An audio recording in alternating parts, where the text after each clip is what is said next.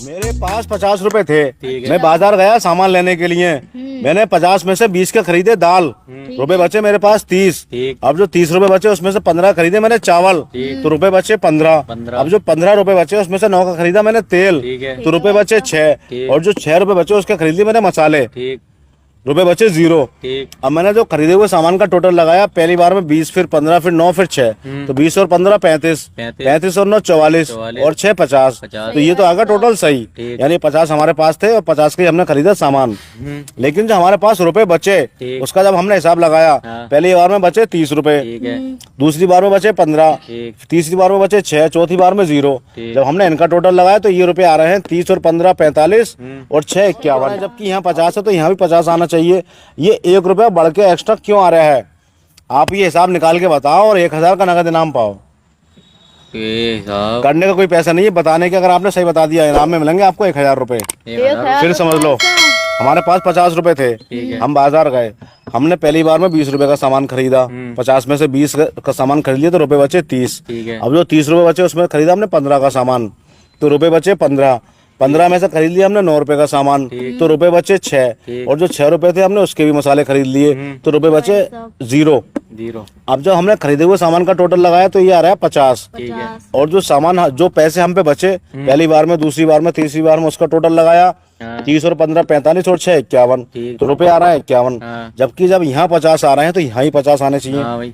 अब आप ये बताओ 1 रुपया कहाँ से बढ़ा? 1 रुपया कहाँ से बढ़ा? इसी बात के 1000 रुपए बताने के। तुम्हारी जेब में हुआ बेटा, जेब में हमारे सिर्फ 50 रुपए थे और सब चीज लिखित में। हम जैसे जैसे सामान लेते चले गए हम लिखते चले गए।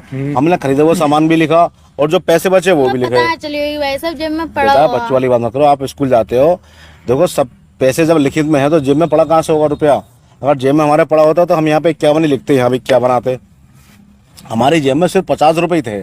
50 रुपए? हाँ, अब आप इस पे ध्यान दो, 1 रुपया बढ़ के क्यों आया ये? तुम्हारी जेब में अलग से पड़ा हो, तुम्हें पता नहीं? नहीं भैया, जेब में रुपया यही कह रहे हैं भाई साहब। यही कह रहे हो? देखो फिर समझो, जब हम पे 50 रुपए हैं, हमने 20 का सामान लिया, 30 बचे। ठीक है, कोई फालतू तो नहीं है रुपया। 30 में से 15 का सामान लिया, 15 बचे। 15 में से 9 का सामान लिया, 6 बचे। फिर हमने 6 का सामान ले लिया, रुपए बचे 0। तो 1 रुपया बढ़ के कहाँ से आया? खरीदे हुआ सामान बेटा हमारा 50 रुपए का, बचे हुए पैसे बचे हमारे 51 रुपए। ये बताओ ये 1 रुपया फालतू जो आ रहा है क्यों आ रहा है? ये कहाँ से आया 51 रुपए? यानी 1 रुपया एक्स्ट्रा कैसे आ रहा है? ये 1 रुपया एक्स्ट्रा मेरी जेब में तो कुछ था नहीं 50 रुपए का अलावा। तुम्हें 1 रुपया बच गया? बचा नहीं, हिसाब में फालतू क्यों आ रहा है रुपया ये? भाई हमने सामान खरीदा 50 का, 50 रुपए आ गए। अब जो बचे हुए पैसे थे वो जोड़े तो वो आ रहा है 51, जबकि यहाँ भी 50 आने चाहिए ना। क्वेश्चन ये है, यहाँ 50 आना तो यहाँ 50 आने चाहिए। ये 1 रुपया एक्स्ट्रा क्यों आ रहा है? ये कहाँ से आया रुपया? आने वाला सवाल लेके आए हो। इसी बात के भैया पैसे हैं 1000 रुपए, बताओ और 1000 रुपए जीत के ले आओ। करने कोई पैसा नहीं है, फ्री है। फ्री है मतलब ये बताना 1 रुपया कहाँ से आया? कहाँ से आया ये सामने निकाल के बता दो और हम ले आओ। ऊपर से आ गया भाई तो गैप से।